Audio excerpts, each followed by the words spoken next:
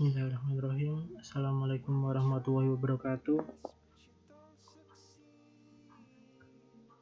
Oke, di sini saya akan mengkoreksi jawaban salah satu mahasiswa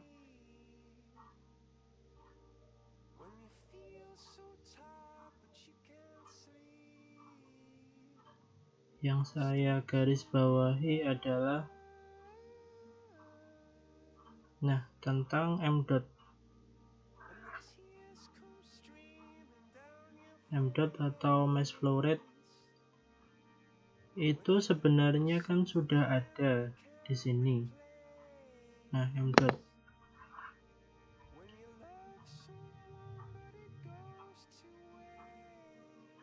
Tapi kenapa di sini masih menghitung, dan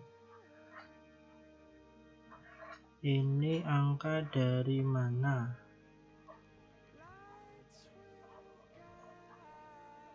Ya, ini dari mana? Nanti barangkali setelah ini saya upload di Elitak, silahkan dikoreksi kerjaannya ya. Kemudian untuk tekanan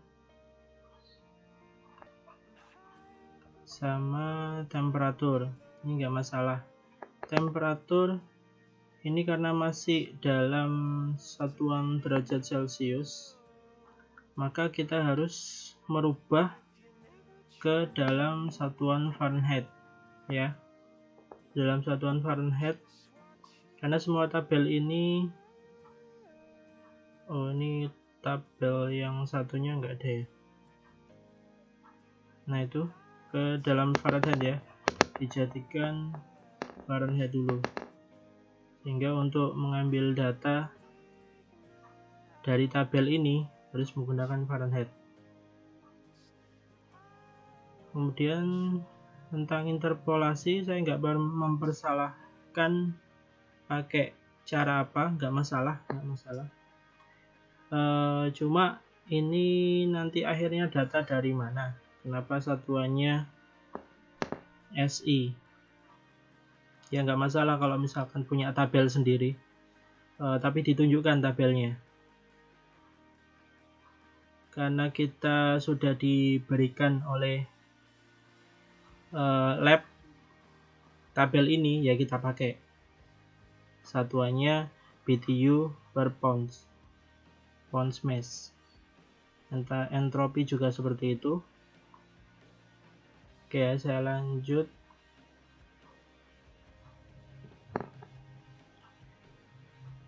Nah, ini saya garis bawahi.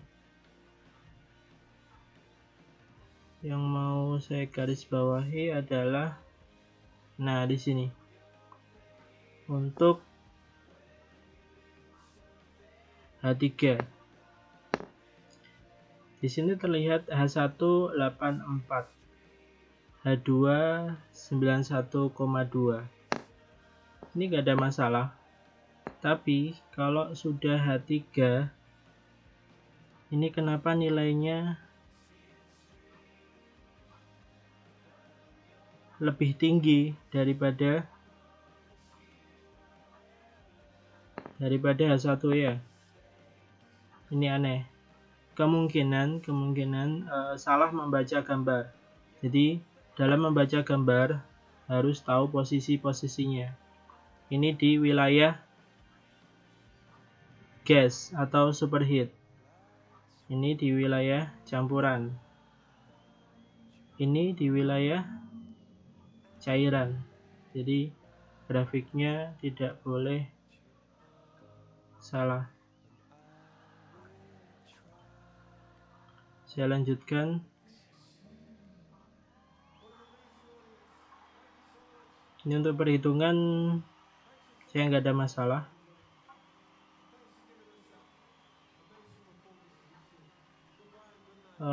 Cuma ngikuti alur aja. Ini untuk RE juga ada minusnya, hati-hati ya, karena ini menunjukkan kapasitas pendinginan. Kerja kompresor, oke.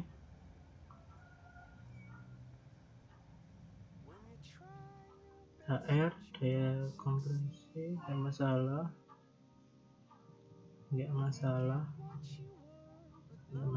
nah ini akan jadi masalah kalau nilainya negatif, pasti ada kesalahan. Di mana kalau kita telusuri H ini bisa menjadi negatif di atas ini. H1 dikurangi H4. Harusnya ini 1. Ini tekanan, ini entalpi. Di sini 1. Di sini secara teori adalah 4. Ini kalau secara teori entalpi 1 harus lebih besar daripada H4. Entalpi 1 harus lebih besar daripada H4. Kalau nggak gitu, kemungkinan besar alatnya rusak. Oke, itu ya.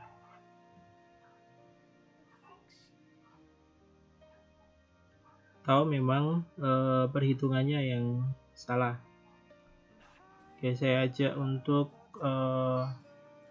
membaca sebuah grafik. Ini nanti silakan dikoreksi ulang. Silakan dikerjakan ulang yang salah-salah. Oke, langsung saja ke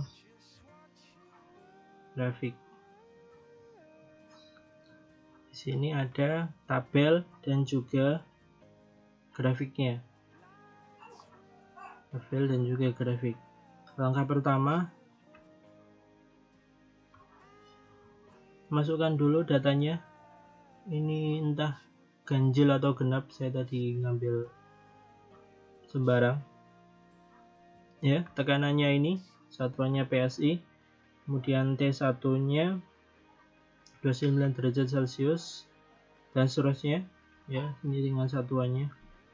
Nah, ini saya konversikan dulu ke dalam Fahrenheit, Celcius ke dalam Fahrenheit.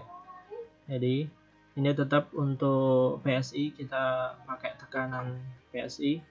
Jadi tulis ulang tekanan-tekanannya ini. Kemudian untuk yang Celcius 29 jadi 84. Jadi jangan salah, yang dilihat di tabel bukan 29 derajat Celcius tapi 84,2 Fahrenheit. Baru nanti kita lihat di tabel. Gitu ya. Saya ulangi lagi. Ini tabel untuk saturated atau jenuh. Saturated tabel. Kalau untuk mencari superheat bisa pakai ini. Sebenarnya ada tabelnya, tapi kita bisa lihat dari sini. Nanti gimana cara membacanya, saya coba jelaskan. Ini tadi ya. Nah, kemudian kita cari H1-nya. H1-nya berapa, S1-nya berapa, H2-nya berapa. Ini untuk S2 nggak perlu dalam perhitungan, nggak perlu. Oke, langsung saja untuk soal yang pertama. Untuk keadaan 1, tingkat keadaan 1, P1, T1 91,33 dan 84,2, kita ambil yang suhunya 84,2. Kita lihat di tabel.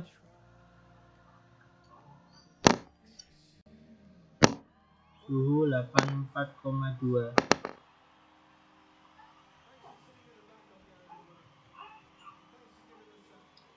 Suhu 84,2 kira-kira ada di sini ya.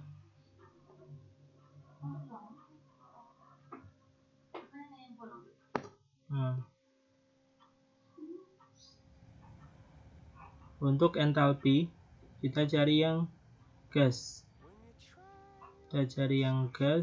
Nah, nilainya sekitar 84,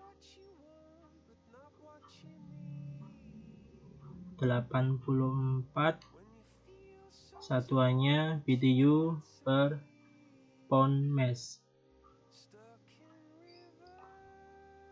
Kita tulis di sini sekitar 85 ya. 85, sekian. Jadi jawabnya 84 yang mahasiswa. Tapi satuannya juga salah jelas. Dia pakai satuan kilojoule per kilogram. Sedangkan di sini BTU per pound mass. Oke, kita beleti, interpolasi silahkan. Ya tulis 85,5 sekitar aja, sekitaran segitu. Kemudian entropi, jangan lupa entropi juga dituliskan, entropi, karena nanti bisa membantu. Entropi untuk yang gas di sini sekitar 0,16 sekian. Kita tulis 0,16 saja. 0,16, oke. Nah, udah selesai ya. Udah selesai untuk yang tingkat keadaan 1. Gimana menggambarnya kalau di gambar? Ini saya menulis di gambarnya. Oke, tabel gambar ya.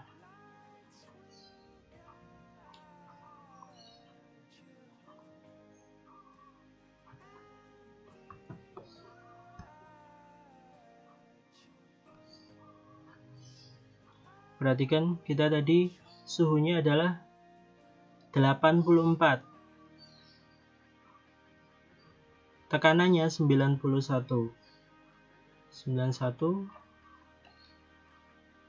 Kita lihat di sini 91. 191 ya, kira-kira di sini. Itu ya.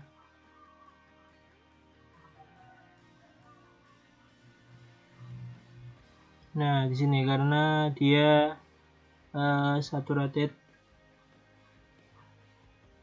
maka di sini. Nah, suhunya yang mana?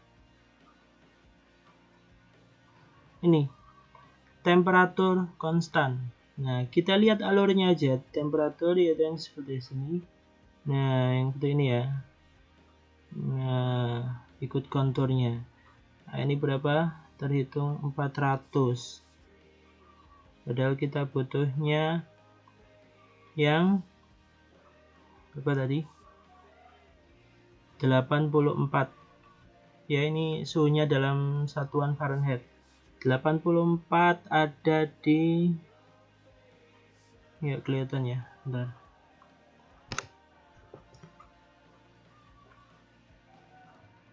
Nah, di sini 84 ya, sekitaran sini lah. Ini 90. Maka kita tarik ke atas. Nah, disinilah. Udah, ini titik keadaan 1 ya.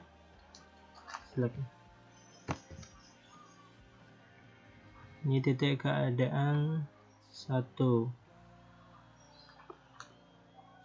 Nah, kita sekarang ke titik keadaan 2. P2, T2 325, suhunya 96. Nah, yang perlu digarisbawahi dalam sebuah praktikum pasti ada kelemahannya, Seperti apa? Ya, misalkan saya orat-orat di mana ya? Bikin lagi.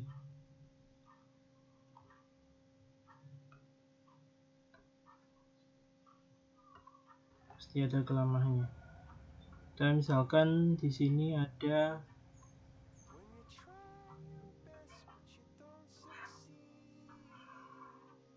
pipa tembaga ya. Kemudian di sini dikasih sebuah alat ukur, manifold katakanlah. Maka dia akan menunjukkan angka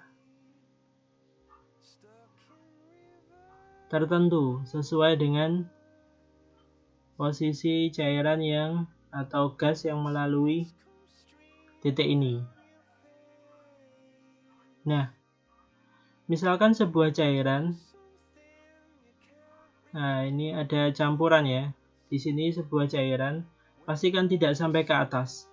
Jadi di sini adalah terisi udara. Maka yang terbaca di sini adalah tekanannya saja, tekanannya.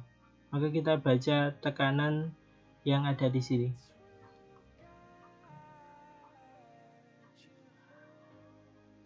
Kita kembali ke sini.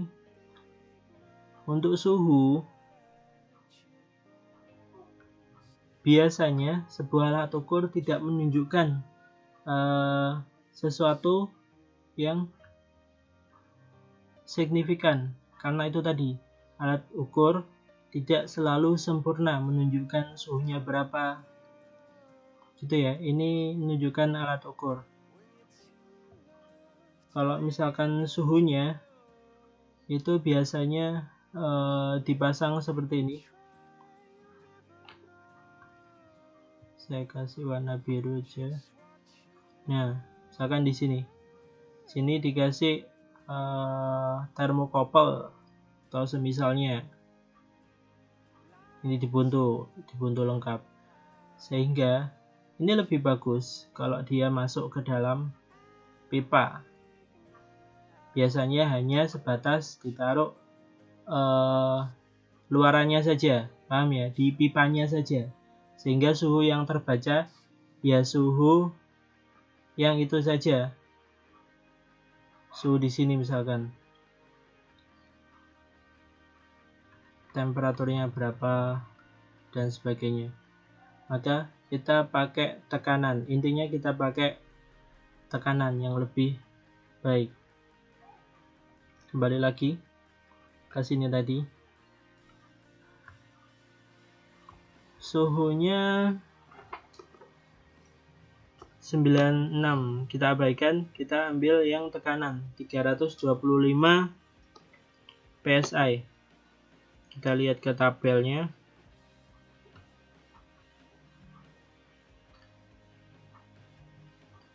$325, kita tandai.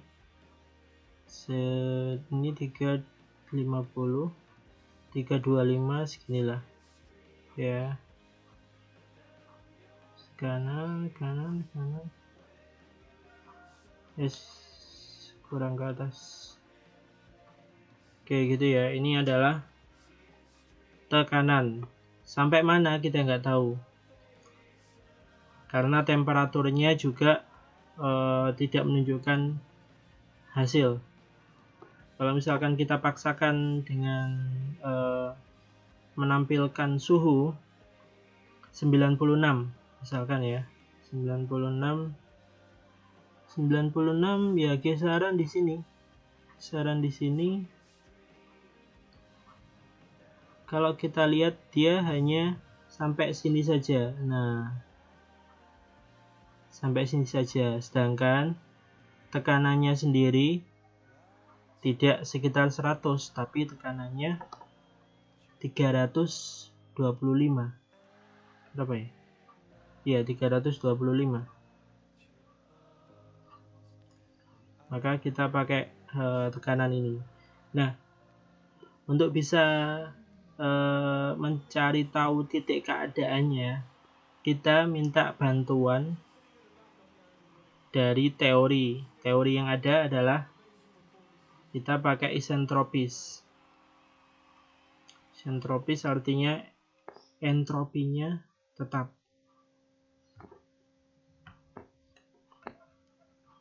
Entropi 1 sama dengan entropi 2. S1 sama dengan S2. S1 kan kita sudah tahu tadi. S1 nya adalah 0,16. maka S2 nya juga 0,16. Nah, dari sini kita lihat grafik entropi itu yang mana. Entropi konstan. Dia grafiknya ke sini arahnya, berarti ke sini ya. Set itu. Maka kita cari entropi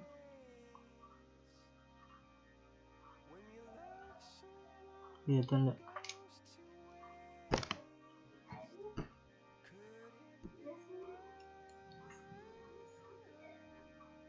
Entropi 0,16.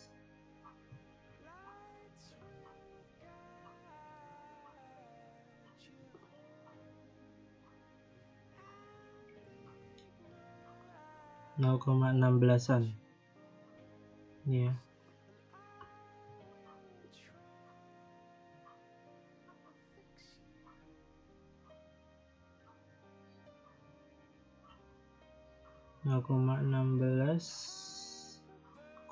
Sekian kan tadi. Ini 0,16 berarti sekitaran sinilah, tidak 0,16 pas.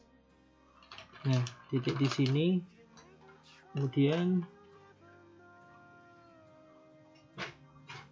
kita hubungkan. Ini adalah titik 2. Kita hubungkan sampai ke sini, slide. Nah,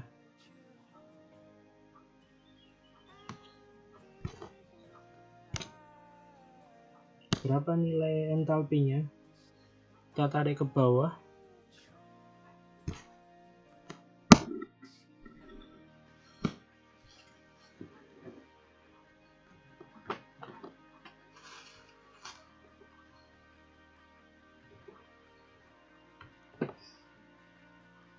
Kita tarik ke bawah.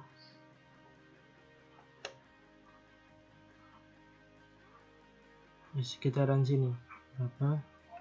Saya ngambil nilai 95. Gitu ya. Nilai 95 adalah titik keadaan 2. Entropinya tidak usah ditulis karena dalam perhitungan tidak dipakai. Sekarang ke titik 3, P3T3. P3T3 adalah 316, T3 nya 91,99. Ini juga kita bisa langsung melihat posisinya di grafik yang gambar. Yang tadi P2 nya 325, untuk yang P3 nya turun sedikit. Nah, ini karena ada pressure drop. Oke, kita tulis 316. Berarti kalau di tabel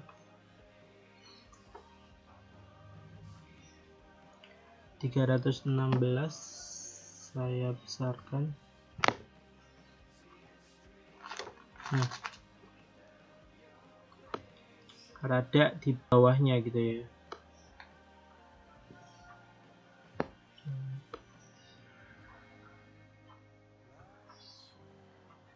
Oke, rada di bawahnya.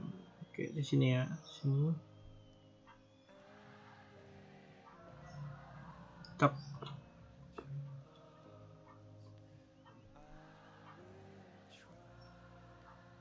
Nah, sekali lagi, ini adalah tempat keluar kondensor.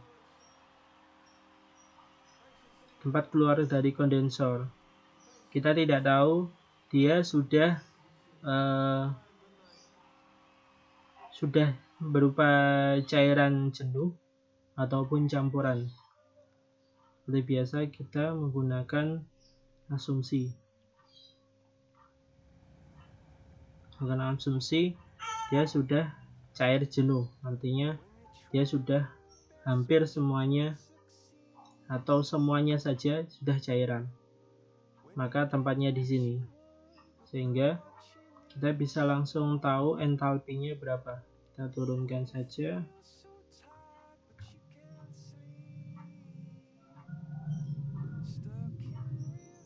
Nah, sekitaran 45.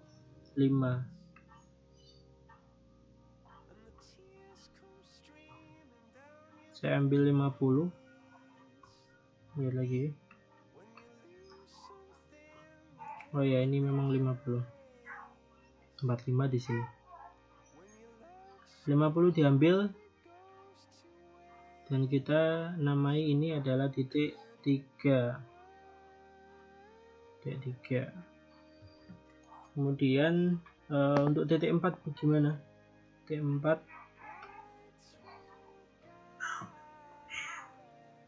kita lihat tabelnya.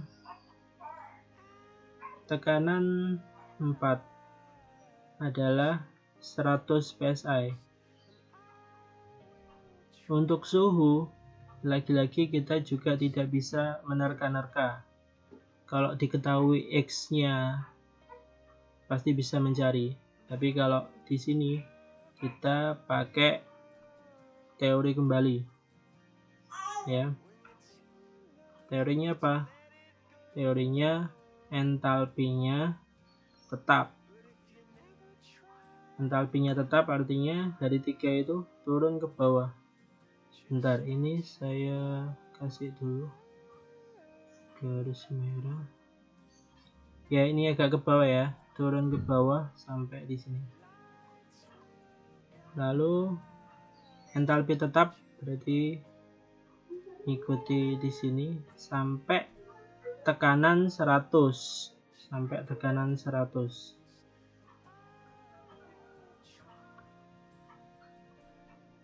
Kalau yang tadi P1-nya 91, kalau yang P4 100.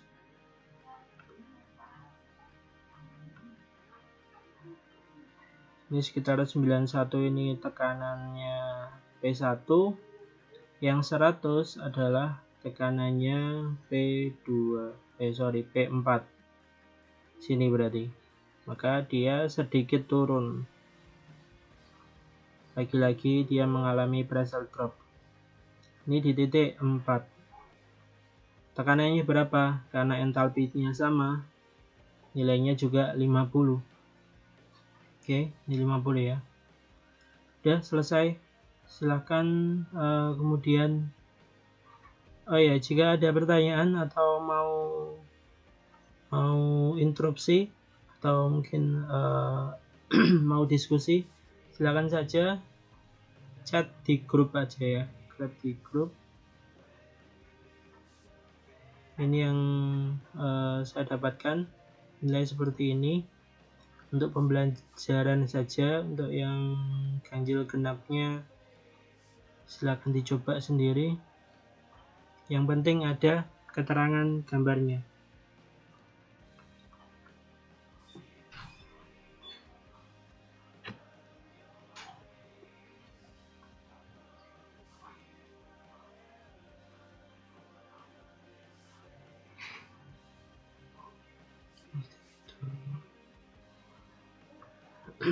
Oke, seperti itu.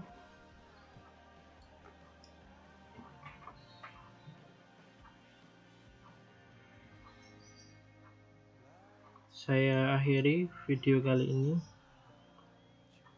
Selamat mencoba mengerjakan.